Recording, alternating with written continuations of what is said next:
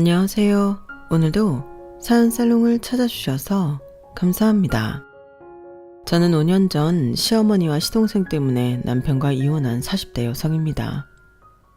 결혼 생활은 11년 했었고요. 아이는 아들, 딸 이렇게 셋이 있어요. 직장에서 만난 남편과는 2년 정도 연애했는데 매일같이 만나다 보니 2년이었지만 그 이상 만난 기분이 들어 결혼까지 순탄하게 왔죠. 서로 집안 형편이나 조건이 비슷해서 결혼하는 데까지 큰 부딪힘도 없었어요. 하지만 아무리 순탄하다고 해도 생판 모르던 남녀가 함께 사는데 당연히 다른 부부들처럼 지지고 볶고 살았고요. 가끔은 큰 싸움도 있긴 했지만 이혼 생각을 했던 적은 단 한 번도 없었어요. 둘 다 성격이 모질지가 못해서 싸워도 하루를 넘기지 못했거든요.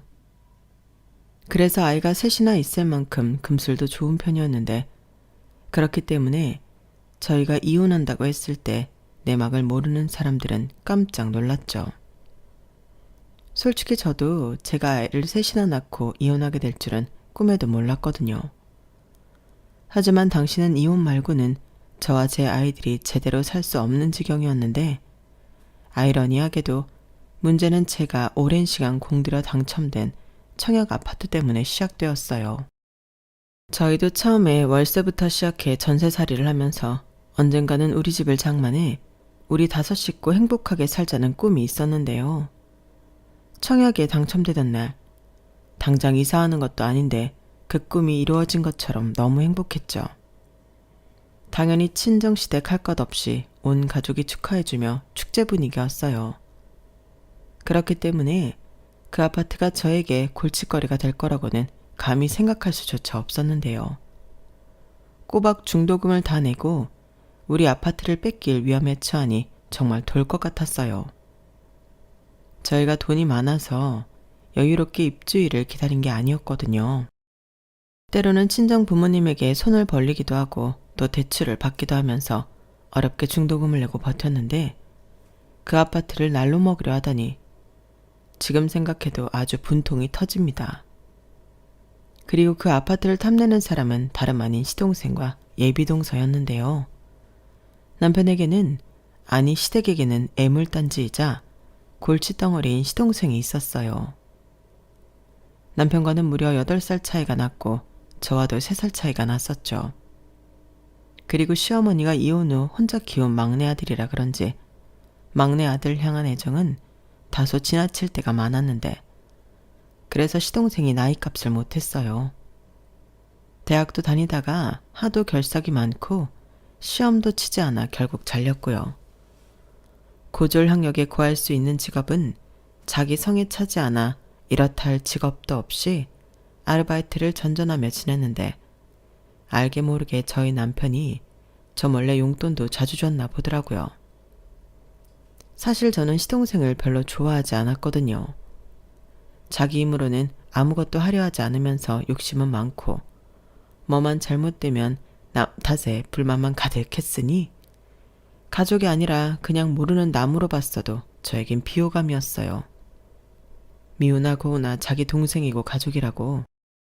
남편은 자기 동생을 챙기는 편이었는데 그래도 제 눈치가 보여서 제 앞에 드러내고 시동생을 챙기는 일은 잘 없었어요. 다만 시어머니는 달랐는데요. 뭐만 했다 하면 당신 아들이 제일 불쌍하다며 없는 형편에도 다 해주려고 하시더라고요. 그러다 당신 능력으로 되지 않는 건 고민도 하지 않고 저희 부부에게 말씀하셨는데 그래서 저는 일찌감치 시댁과는 선을 긋고 살았어요. 처음엔 홀시어머니라 신경을 써드리려고 했는데 1, 2년 지내다 보니 그러다가는 끝도 없겠더라고요. 그래서 아예 욕먹을 각오하고 거리를 두고 지내게 되었어요.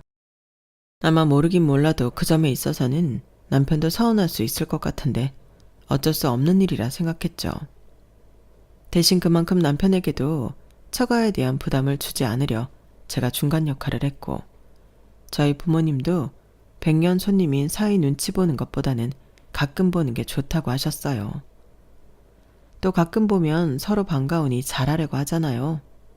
그래서 제 생각엔 이게 낫다 싶었죠. 그런데 사위랑 며느리는 다르다고. 제가 아무리 선을 두고 선을 긋고 지냈어도 시어머니는 당신이 아쉽거나 필요할 때는 저에게 갑질 비슷한 말과 행동으로 상처를 주곤 하셨는데요. 그럴 때면 또 남편이 중간 역할을 곧잘 했어요. 그러니까 아이 셋을 낳고 10년 넘게 살았겠죠. 그리고 저는 결정적인 순간일 때 남편은 무조건 저와 아이들 편이라고 믿었는데요. 그게 아니었어요. 저 혼자만 그렇게 생각했더라고요. 남편은 자기 동생에게 급한 일이 생기니 제 편이 아니었는데요. 그때는 내가 여태 누구랑 애를 낳고 살았는지 배신감이 말도 못하게 컸어요. 앞서 말씀드렸다시피 저에게 청약 당첨된 아파트는 단순히 부동산이 아닌 우리 가족과 행복하게 살 수 있는 꿈의 터전이었는데 남편한테는 그저 그 아파트가 값이 잘 오를 것 같은 알짜 부동산으로 밖에는 보이지 않았나 봐요. 그리고 그 문제의 시작은 시동생의 혼전 임신이었는데 임신했다는 예비동서의 인상도 저는 퍽 좋지 않았어요. 끼리끼리 논다고 시동생이 딱 지 같은 여자를 데리고 왔더라고요. 그래서 저는 별다른 말도 하지 않고 가만히 있었는데 갑자기 예비동서 입에서 놀라운 소리가 나오기 시작했어요. 어머니, 저는요, 아무리 속도 위반 결혼이라도 어느 정도 구색은 맞춰서 결혼하고 싶어요. 제가 연상이기도 하고 보는 눈도 무시 못하니까요. 그야 그렇지. 그건 나도 같은 생각이다. 내가 서운하지 않도록 최선을 다해서 준비해 볼게. 그럼 일단 집은 어떻게 하는 게 좋겠니? 일단은 네가 모은 돈에서 괜찮은 걸로 얻어볼래? 네? 어머니, 그게 무슨 말씀이세요? 집은 당연히 남자가 해와야죠. 저는 종석 씨가 집 해오면 거기 평수에 맞춰서 혼자 채울 거예요. 그게 맞는 거잖아요. 그리고 뱃속에 애까지 있는데 저한테 뭘 바라시면 안 되는 거 아니에요? 막말로 종석 씨가 지금 직업도 없고 저희 집에서는 반대하시거든요. 애도 낳지 말라고 하셔서 제가 정말 힘들어요. 뭐? 정말이니? 아, 그래도 어떻게 그런 말씀을 하시니 귀한 생명인데. 제 말이요. 그래도 어쩌겠어요. 저희 부모님은 제 뱃속의 애기보다 제가 더 중요하다고 하시는걸요. 그래서 드리는 말씀인데 저희 신혼집은 어머님이 꼭 최대한 번듯한 집으로 구해주세요. 그래야 저도 저희 집에 할 말이 있죠. 종석 씨도 그래야 저희 집에 가서 기도 안 죽고요. 나도 마음 같아서는 당연히 그렇게 해주고 싶지. 근데 갑자기 그런 번듯한 집을 어떻게 구하겠니? 하늘에서 집이 뚝 떨어지는 것도 아니고. 왜요? 종석 씨 얘기 들어보니까 형이 청약 당첨돼서 곧 있으면 입주한다고 하던데. 그 아파트 엄청 좋기로 유명하잖아요. 그래서 그 동네 상권도 좋아졌고. 저 그 아파트 주시면 안 돼요? 뭐? 그 아파트를 달라고? 저는 난데없이 튀어나온 저희 아파트 얘기에 깜짝 놀랐어요. 그건 남편도 마찬가지였는데 그때는 생각할 겨를도 없이 제 입에서 먼저 말이 튀어나가더라고요. 잠깐만요. 저기 제가 호칭을 지금은 어떻게 불러야 할지 모르겠는데요. 이건 아니죠. 그 아파트는 우리 거예요. 지금까지 계약금이며 중도금이며 얼마나 힘들게 냈는데 말이 되는 소리를 해야지. 그럼 그 아파트 주면 우리는요? 우리가 지금까지 냈던 계약금이랑 중도금은 누가 보상할 건데요? 이렇게 조금은 화가 난 말투로 말이 나갔는데 당연히 시어머니는 곤란하다는 듯이 얼굴이 붉어지셨고 시동생도 저와 눈을 마주치지 못했어요. 하지만 당당하게 저희 아파트를 달라고 하던 예비동서는 달랐는데요. 그건 제가 할 바 아니죠. 아무튼 저는 그 아파트 해주시는 거 아니면 이 아이 낳을 수 없어요. 그 정도 아파트라도 받아야 저도 저희 집에 종석 씨랑 결혼한다고 당당하게 얘기할 수 있다고요. 라고 정말 뻔뻔하게 잘 도짓거렸어요. 꼬라지를 보니 처음부터 작정을 하고 왔더라고요. 그리고 제가 어이가 없어서 시동생을 쳐다봤는데 시동생은 죽어라 제 눈만 피했고 저는 답답해서 주방으로 들어가 냉수를 요란스럽게 벌컥벌컥 마셨어요. 그리고 제가 알기로 예비동서가 시동생보다 3살이 많은 연상이었는데 그러니 저랑은 동갑이었는데 아주 꼴같지 않았죠. 지가 그렇게 당당하게 달라고 하면 누가 준대요? 참고로 시동생은 자기 형보다도 저를 살짝 무서워했어요. 제가 처음부터 자기한테 호의롭지 못하다는 걸 알고 있었기 때문에 오히려 저는 그 점에서 좋았는데, 남자는 여자하기 나름이라고 하더니 예비동서가 언감생심 저의 피 같은 아파트를 달라고 하니 아직 장가도 가지 않았으면서 예비동서 뒤에 숨었어요. 하나를 보면 열을 안다고 앞으로 계속 저럴 것 같았는데, 그래서 저도 초장에 예비동서를 잡아야겠다고 생각했어요. 아무리 동갑이어도 제가 손이 형님이니 그럴 수 있다고 생각했거든요. 사실 자신도 있었는데 시어머니가 아주 당신 막내 아들 장가를 보내야겠다고 마음을 다부지게 드셨는지 저를 슬슬 압박하기 시작하셨어요. 막말로 시동생이 제 아들도 아닌데 임신했다고 해서 제 할 바 아니잖아요.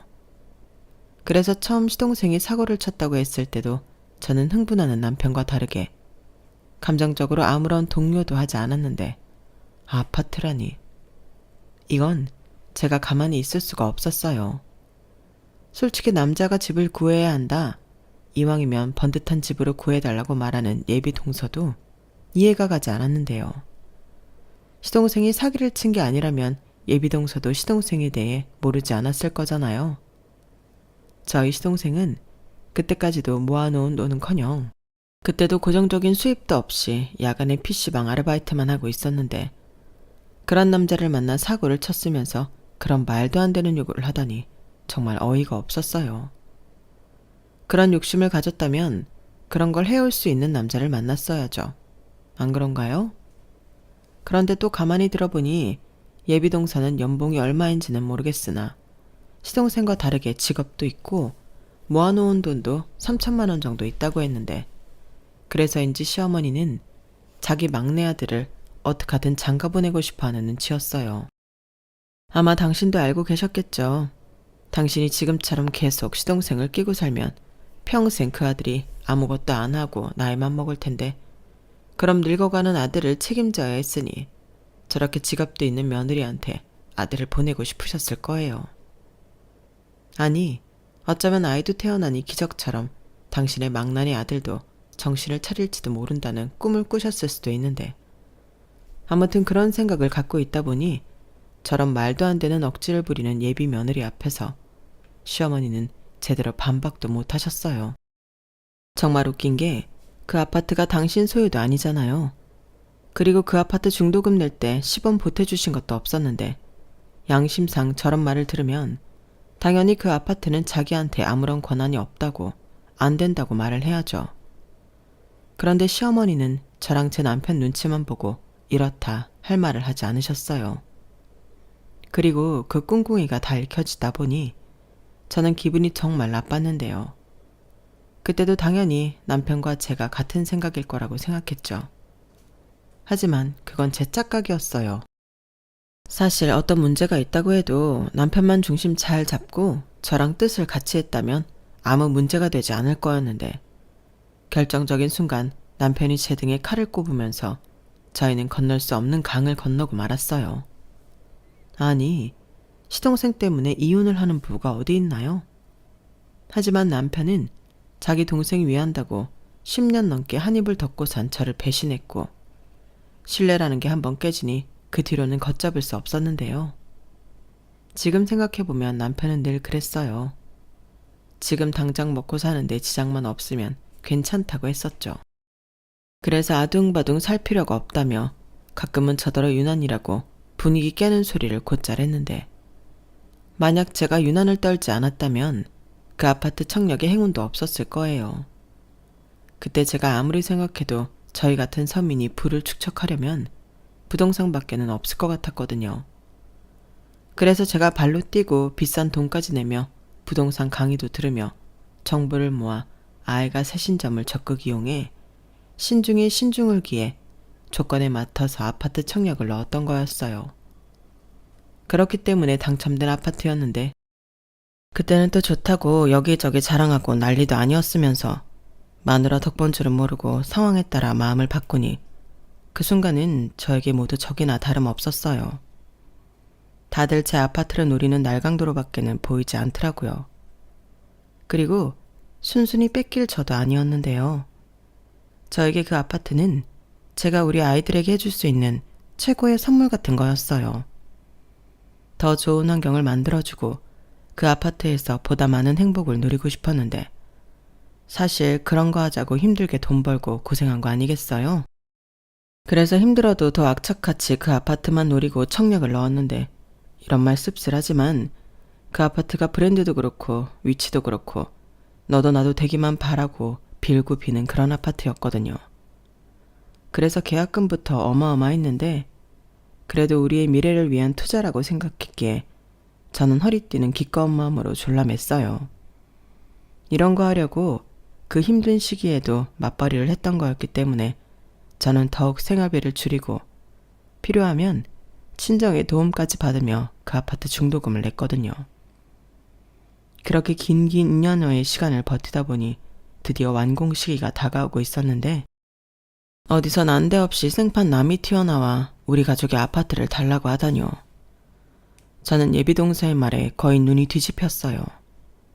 그러자 남편은 진정하라며 제 손을 잡았고 시어머니는 제 눈치를 보며 입만 달싹였는데 정작 이 문제를 일으킨 시동생은 이 분위기를 회피하고 싶었는지 핸드폰만 보고 있더군요. 그러자 잠시 후 예비동서를 돌려보낸 시어머니가 제 손을 잡더니 저희 아파트를 2년만 빌려주면 안 되겠냐고 하셨는데요. 일단 시동생 결혼이 급하니 눈 가리고 아웅이라도 해야겠다고 하셨어요. 정말 미치고 팔짝 뛸 노릇이었죠. 니들 지금 사는 집도 전세긴 하지만 나쁘지 않잖아. 거기서 더도 말고 덜도 말고 딱 2년만 더 살아. 그 정도는 가족끼리 해줄 수 있지 않니? 어머니, 말도 안 돼요. 저희가 그 아파트 들어가려고 그동안 얼마나 아끼고 살았는지 아시면서 어떻게 이러세요? 그리고 저희 집주인한테 벌써 이야기 다 했어요. 이제 와서 말 바꾸기 싫고 그러고 싶지도 않아요.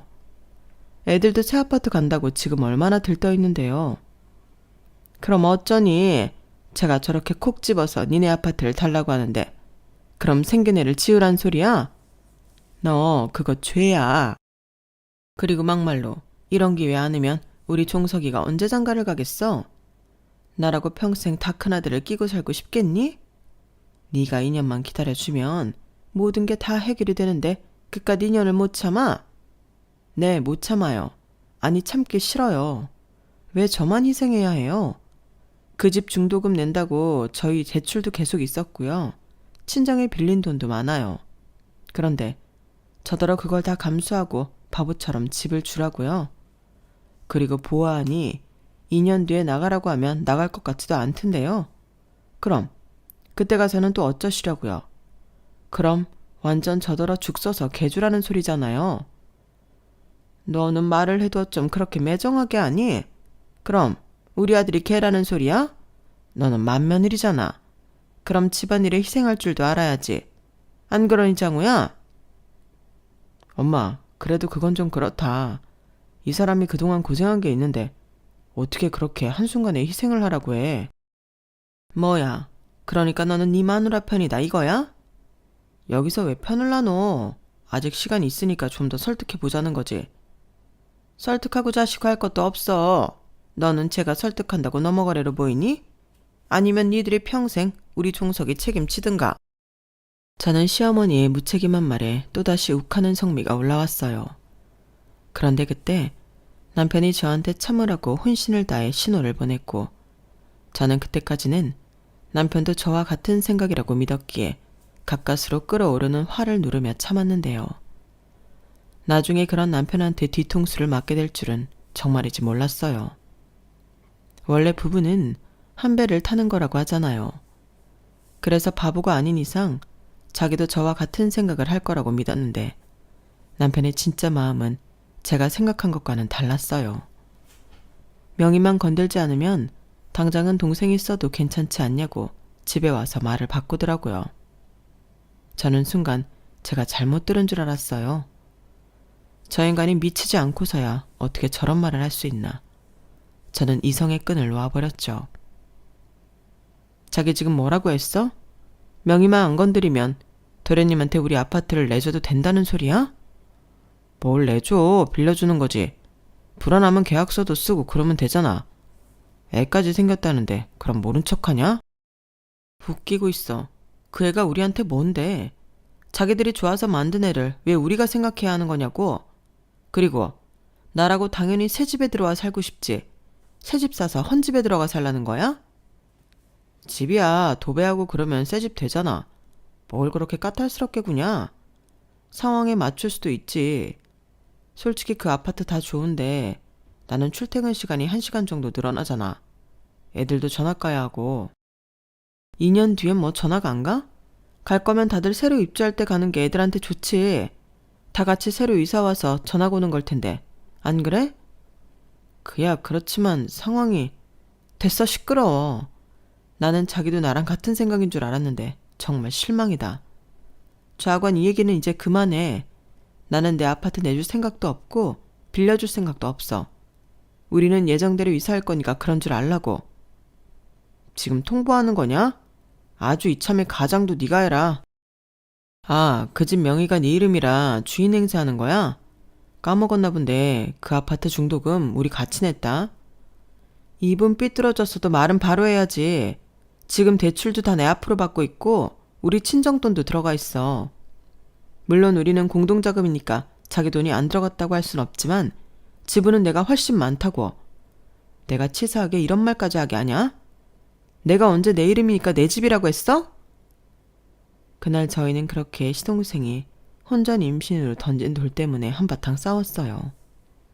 그리고 시어머니 역시도 집 문제 때문에 끙끙 앓기 시작했는데 남편만 가운데서 안달이 났죠.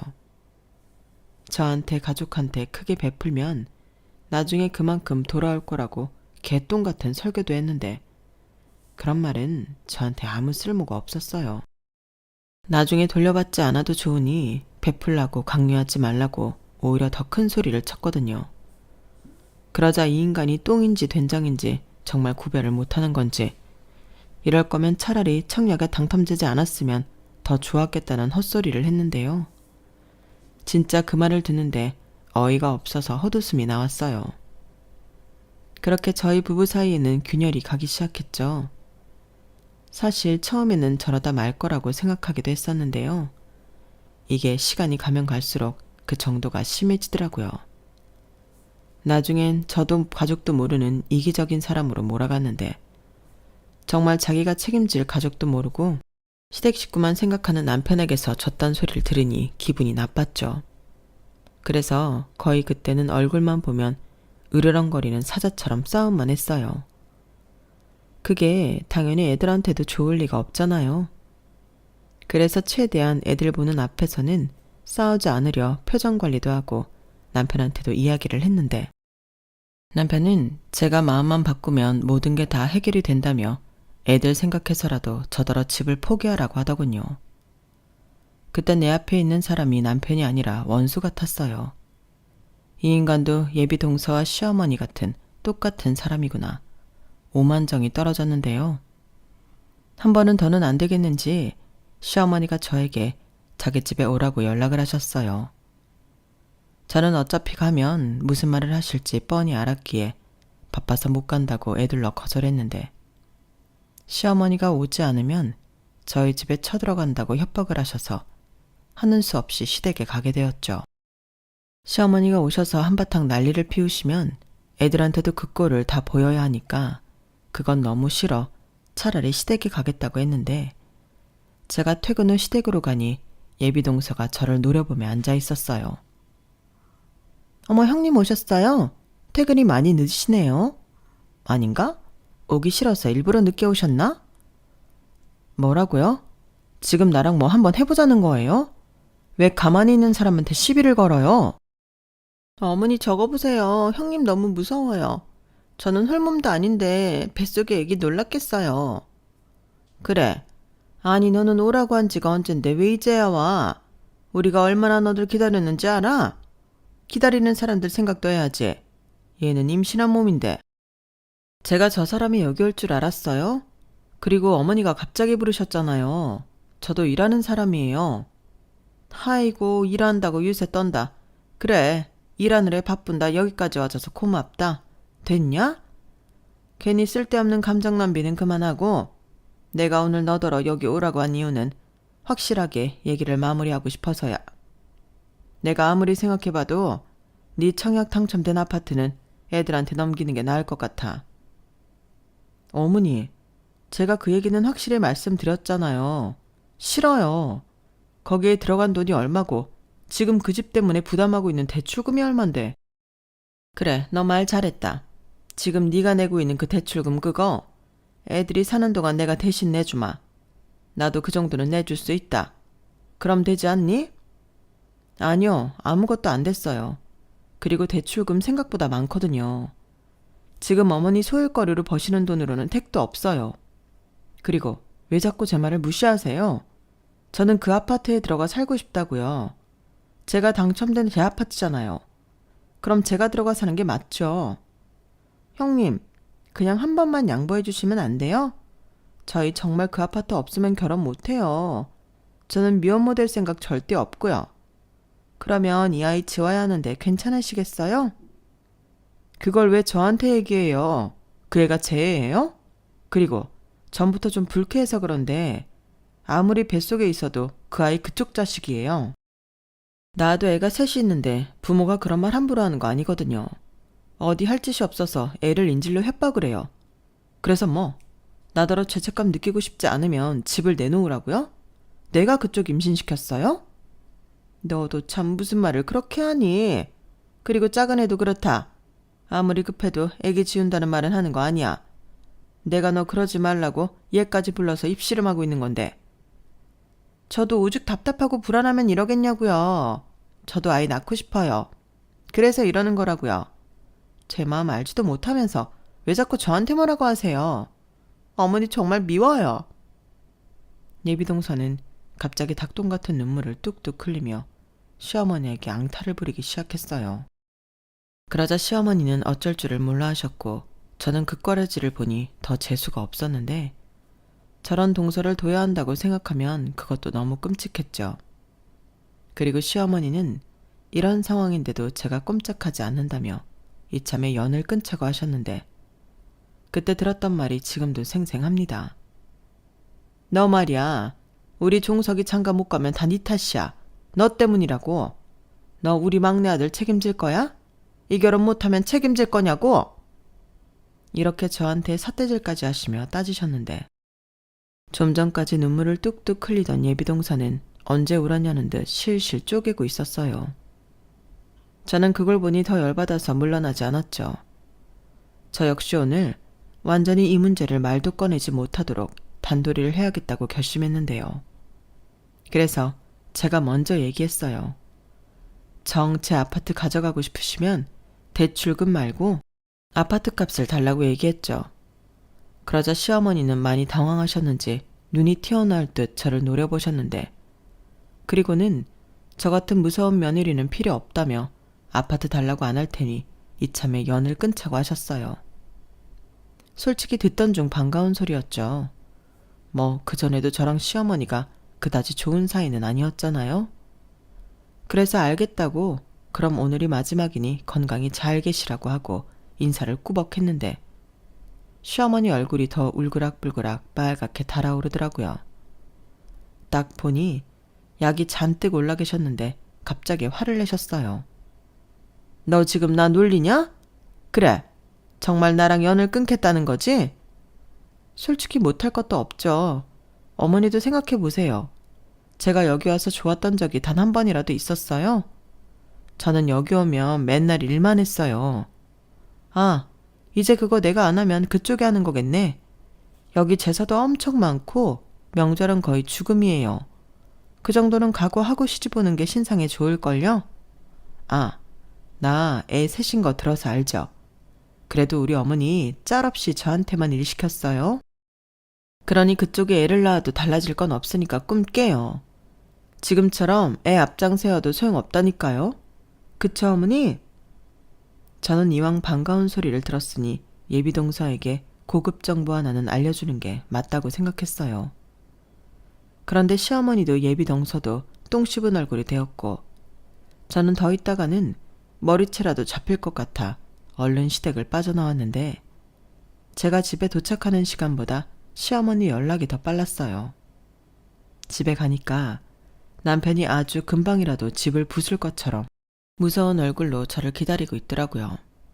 그리고는 다짜고짜 네가 재수 씨한테 아파트 포기하고 애 지으라고 했다며?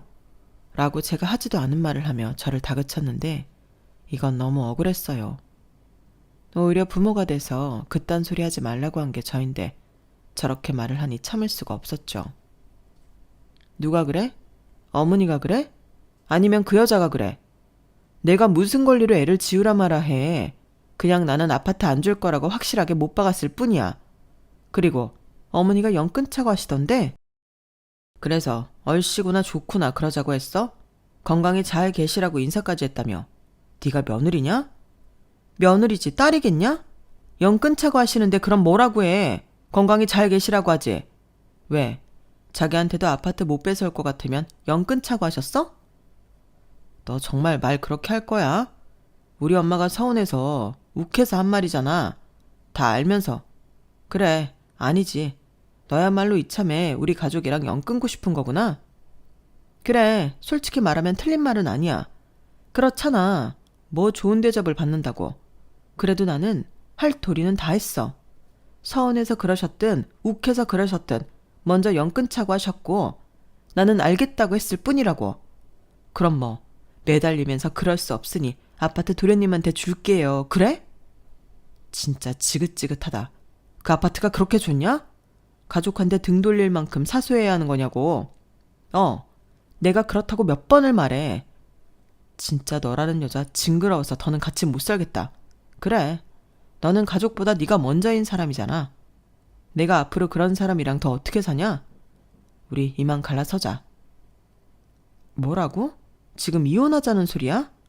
애가 셋이나 있는데 애 아빠라는 사람이 애들 생각은 안 해? 애들 생각하기 전에 내가 죽겠어. 싫은 사람이랑 애 때문에 살 수는 없잖아. 시댁이랑 연도 끊겠다는 사람 내가 왜 끼고 살아야 해? 무엇 때문에? 우리 엄마랑 그런 대화하고 왔을 때는 이 정도 각오는 했어야 하는 거 아니야? 그래, 나라고 뭐 그런 생각 안 해봤겠어? 그래도 나는 최대한 이혼만큼은 참으려고 애썼어. 나보다도 우리 애들을 위해서. 그런데 자기는 우리 애들보다 어머니랑 자기 동생이 더 중요하다는 거네. 그래, 그러니까 아파트 얘기 나왔을 때부터 내 편을 안 들지. 그래, 내가 왜 네 편을 드냐? 이젠 너라는 여자한테 한 톤의 미련도 없어. 까놓고 애들도 이제 다 컸잖아. 컸다고? 지금이 얼마나 중요한데 그딴 소리를 해. 우리 애들은 평생 지금의 기억을 어른이 될 때까지 잊지 못할 거야. 그러든지 말든지 그건 지들 몫이지. 나는 할 말 다 했어. 지금이라도 나 붙잡고 싶으면 아파트 내 동생한테 빌려주고 잘못했다고 해. 그럼 다시 생각해 볼게. 미친놈, 내가 그런 짓을 왜 하냐? 됐고, 그럼 지금 청약 담창된 집에서는 내가 애들 데리고 살 테니까 당신은 당신 엄마 집에 들어가 살아. 이 집 보증금 빼면 똑같이 나누자. 무슨 계산이 그래. 똑같이 나누려면 다 똑같이 나눠야지. 그 당첨된 아파트 나도 권리 있으니까 그거 나한테 넘겨. 대신 이 집 전세 보증금 네가 다 가져가고. 돌았니? 내가 전에도 이야기한 것 같은데. 그 아파트 내 지분이 훨씬 많아. 이거 왜 이래? 그리고 계약자도 나라고. 계약자가 너인 거지. 아직 우리 등기도 안 쳤잖아. 결국엔 나한테서 아파트 뺏으려고 그런 꼼수를 부린 거네. 좋아, 법으로 해. 나는 자신 있으니까. 그리고 그 잘난 자기 가족들 때문에 이혼하는 거니까 난 위자료 청구도 제대로 할 거야. 애들은 당연히 내가 키울 거고 당신은 양육비나 매달 내야겠지? 뭐래, 네가 변호사야 판사야? 위자료? 양육비? 웃기고 자빠졌네. 지나가는 개가 웃겠다. 그러니까 해보자고. 네가 맞는지 내가 맞는지. 뭐? 네? 왜? 너는 나한테 너라고 하면서 나는 너한테 니라고 못하니? 전부터 말하고 싶었는데 너 하지마. 밥맛 없으니까. 뭐야? 저는 이미 갈 때까지 간 사이에 더 무서울 것이 없었어요. 그리고 그날 이후 저희 부부는 각자 이혼 변론을 맡아줄 변호사를 찾으러 다녔고 이혼 소송이 벌어졌는데요. 누가 그랬던가요? 이혼 소송은 진흙탕 싸움이라고요. 특히 애를 셋씩이나 낳고 10년 넘게 여보당신한 사이인 부부가 서로 헐뜯고 비난을 한다는 게 씁쓸하기만 했는데요.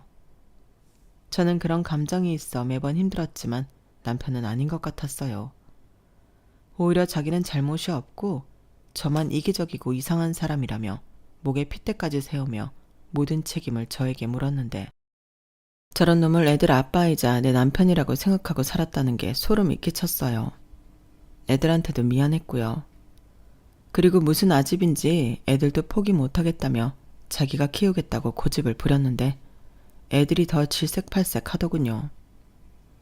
아빠랑 살기 싫어. 아빠랑 살면 할머니랑 같이 살아야 하잖아. 나는 할머니도 싫어. 라며 특히 딸애가 울고불고 난리가 났는데요. 제가 문을러날 리가 없었어요. 사실 아파트를 가겠다고 그렇게 끈질기게 버텼던 이유도 아이들 때문이었는데 그런 제가 아이들을 포기할 리가 없었죠. 그리고 소송 끝에 저는 양육권을 가져올 수 있었는데요. 제가 벌이가 없는 것도 아니고 아이들도 엄마를 원하니 판사님이 아이들을 위해서라도 애들은 엄마가 키우는 게 맞겠다고 하셨어요. 막말로 남편이 양육권을 가져간다고 해도 남편이 애들을 키우는 게 아니잖아요. 할머니 손에 자랄 것이 분명한데 애들이 할머니가 싫다고 하니 엄마인 제가 낫겠다는 판단이었을 거예요. 그리고 아무리 논리적으로 이야기한다고 해도 2년 넘게 고생해서 아파트 중도금을 낸 저에게 아파트를 양보하라고 강요하는 게 말이나 되는 소리입니까? 애당초 양보는 강요해서 되는 일도 아니잖아요. 그런데 남편은 소송에서 지고 판사님이 너무 편파적인 재판을 했다며 항소를 했는데요. 그 탓에 이혼 소송만 1년 넘게 걸렸어요. 말도 안 되는 논리로 사람을 이렇게나 진을 뺀다는 게 너무 짜증났죠. 그래도 아파트는 완공됐고 저는 아이들을 데리고 그 아파트에 입주를 했는데요. 기분이 참 별로였어요. 분명 제가 상상한 입주날은 축하받고 행복 그 자체였는데 씁쓸하기만 하더라고요. 결국 저랑 애들은 그 아파트에 며칠 지내다 친정으로 갔어요.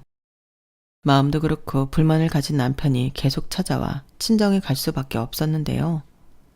아무래도 자기 뜻대로 하나도 되지 않았으니 뿔이 난 거겠죠. 항소해서 판을 뒤집지 못한다면 남편은 저에게 1,000만 원의 위자료 지급과 재산분할, 양육비를 매달 250만 원을 지급해야 하는데 그렇게 우기던 아파트에 대한 권리는 아주 미비하게 인정을 받았어요. 그래서 제가 그 정도는 돈으로 챙겨주겠다고 했는데 남편은 강력하게 거부했죠. 왜 아니겠어요? 자기가 원하는 건 아파트인걸요. 하지만 아무리 항소를 해도 원심을 뒤집지 못했고 결국 남편은 제대로 건지는 거 없이 이혼을 하게 되었는데요. 저랑 재산 분할을 한 돈도 자기 동생 신혼집 구해준다고 다 털어먹은 것 같더라고요. 그리고 시어머니가 소유하고 살고 있던 빌라도 팔아 9억 20평대 아파트를 매매해 시동생을 결혼시킨 모양이었는데 신혼집 마련이 늦어진 탓에 예비동서는 출산을 먼저 하게 되었어요. 지금 생각하면 예비동서였던 그 여자도 대단한 사람이었죠. 어떡하든 집을 받고 결혼하겠다는 자기 고집을 꺾지 않았으니까요. 하지만 그렇게 날로받은 그 집이 언제고 성하겠어요? 제가 마지막으로 들었던 말에 의하면 시동생이 한탕주의에 빠져 주식에 손을 댔다고 했는데 그 집을 담보로 돈을 왕창 땡겼었다고 하더라고요. 그 얘기를 전 남편이 된 그 인간에게 들었는데 그래서 그 빚 갚아주느라 양육비 250만 원 주는 게 힘들다고 그 빚을 갚을 동안만 양육비를 면제해달라고 하는 거 있죠. 다른 것도 아니고 아이들 양육비인데 아빠라는 놈이 어떻게 저런 말을 할 수 있을까? 저는 그때도 남편이 꼴 보기 싫었어요. 남편 자격은 진작부터 없었는데 아빠 자격도 없는 인간이더라고요. 그래서 네 마음대로 하라고. 나는 양육비 밀리면 법으로 할 거라고 했는데 그 때문에도 그 인간이랑 한방 했죠. 하지만 저는 무섭지 않았어요. 제가 제 권리 행사하겠다는데 잘못된 게 없잖아요.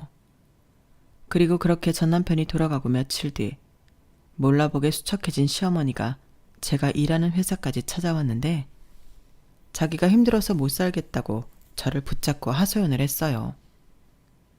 내가 언제까지 이렇게 자식들 뒤치다거리를 하고 살아야 하니? 나도 정말 힘들다.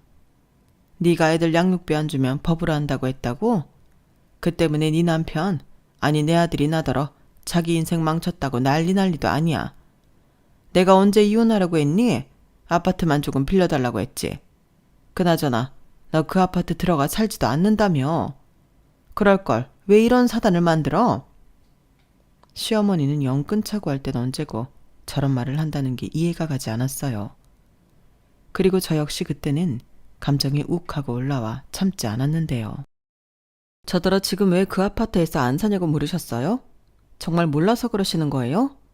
이게 다 어머니랑 그 잘난 어머니 둘째 며느리 때문이잖아요. 왜 남의 것을 욕심내서 이런 사단을 만들어요? 우리가 뭘 그냥 좋게 그러니까 그게 저한테는 하나도 좋지 않았다고요. 그 아파트 때문에 그 난리를 치고 어렵게 이혼했는데 그 아파트 들어가 살고 싶겠어요? 저는 그 아파트 들어가는 날만 기다리면서 그 힘든 시간을 버텼는데 이게 뭐냐고요. 그걸 왜 내 탓을 하니? 사람 일이 어디 마음 먹은 대로만 일어나는 줄 알아? 나도 우리 종석이가 그렇게 사고를 칠 줄 몰랐잖아.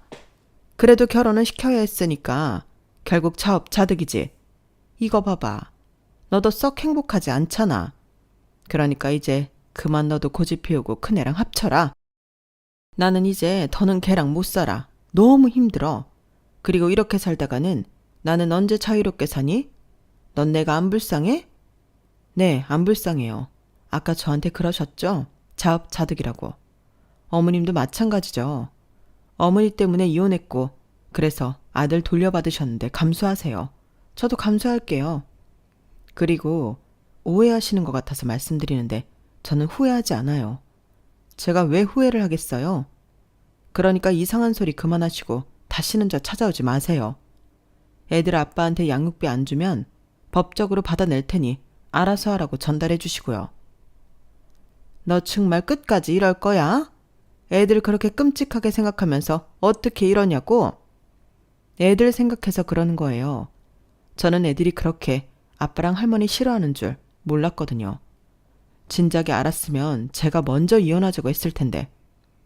그러니 언감생심 다시 아들 저한테 넘길 생각하지 마시고요. 평생 끼고 족쇄처럼 사세요. 뭐야? 저는 할 말 없고요. 오늘 만나드렸지만 다음에는 오시면 스토커로 신고할 테니 그런 줄 아세요. 저는 제 할 말을 끝내고 요요히 그 자리를 벗어났어요. 그러자 정말이지 10년 묵은 채증이 내려가는 것 같았는데 시어머니가 저에게 와서 매달렸던 데는 다른 이유도 있었어요. 시동생이 한탕주의로 주식에 빠져 돈을 다 탕진하고 있었기에 둘째 아들도 돌려받기 일보 직전이셨는데 그렇게 잡아보려고 했던 둘째 며느리는 저보다 더한 사람이었나 보더라고요. 걸핏하면 시어머니한테 뭐라도 뜯어가려고 한 모양이었는데 둘째 아들까지 이혼시킬 수 없어서 시어머니는 제 전남편인 큰아들을 볶으며 그 억지를 다 들어줬나 봐요. 그 덕에 집안이 아주 풍비박산이 나기 일보 직전 같았는데 그 소식을 들었을 때는 그렇게 고소할 수가 없었죠. 그리고 저는 그 즈음 비록 들어가 살진 못했지만 집값이 나날이 고공행진하는 그 아파트를 팔아 더 좋은 아파트로 이사를 가기로 했는데요. 이제 보름 정도면 그 집에 들어가 살 수 있을 것 같아요. 신축은 아니지만 리모델링을 싹 해서 제 마음에 쏙 들고 무려 한강뷰가 펼쳐진 그런 곳인데 그동안도 제가 부동산 공부를 꾸준히 했거든요. 그리고 한부모에 아이들이 무려 셋이나 있다 보니 저한테 혜택이 많았는데 어찌 보면 아이들 덕에 제가 좋은 기회를 잡을 수 있었던 거죠. 누구는 애들 셋이나 끼고 혼자 어떻게 사냐고 하는 분들 계시겠지만 저는 오히려 애들이랑 너무 행복합니다. 복덩이가 무려 셋이나 있는데 저는 가장 행복한 엄마죠. 저는 앞으로도 평생 이런 마음으로 저희 아이들과 건강하고 행복하게 이 집에서 오래오래 살고 싶은 마음인데요. 마지막 바람이 있다면 아이들이 아빠 없이도 행복하고 밝게 자랐으면 좋겠어요. 그러기 위해서라도 제가 많이 노력을 해야 할 것 같은데. 부디 우리 가족, 내 가족, 예쁘게 살 수 있도록 많은 응원 부탁드립니다. 이상 제 사연은 여기까지였어요. 지금까지 제 사연 들어주셔서 대단히 감사드리고요. 여러분들에겐 늘 좋은 일만 가득하길 바라며 저는 이만 마지막 인사를 드려야 할 것 같아요. 그럼 건강 잘 챙기시고요. 안녕히 계세요. 여러분, 사연 댓글에 응원과 현명한 조언 부탁드려요. 좋아요와 구독은 저에게 큰 힘이 됩니다. 오늘도 좋은 일 가득하세요.